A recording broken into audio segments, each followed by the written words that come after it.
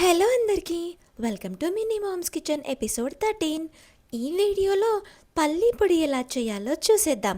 మేము ఇక్కడ పల్లీ పొడి మరియు మునగాకు కరివేపాకు కారపొడి ఒకేసారి చేశాము. ఈ వీడియోలో పల్లీ పొడికి క్వాంటిటీస్ చెప్తాను.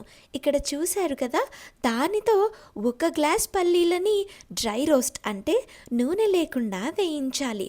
పల్లీలు కొంచెం వేగిన తర్వాత ఇందులోనే మీరు తినే కారానికి సరిపడా ఎండుమిరపకాయలు కూడా వేసి వేయించాలి.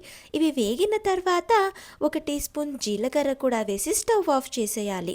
పల్లీలు వేడిగా ఉన్నప్పుడే 4 రెబ్బల చింతపండుని ఇందులో వేయాలి. రుచికి సరిపడా ఉప్పుని కూడా వేయిస్తున్నాము. ఉప్పులో ఏదైనా తడి ఉంటే పోతుందని వేయిస్తున్నాము అంతే.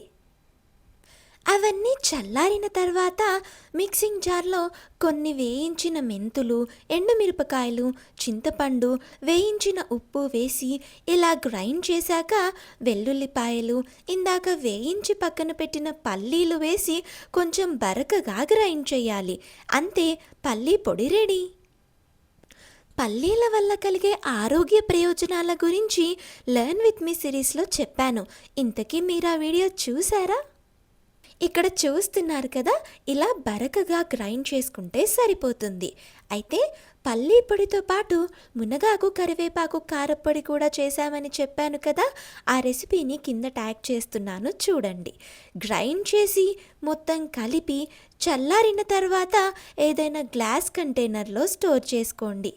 అన్నంలో పల్లీ పొడి వేసుకొని పల్లీ నూనె కానీ నువ్వుల నూనె కానీ వేసుకొని తింటే చాలా బాగుంటుంది. Thank you for watching.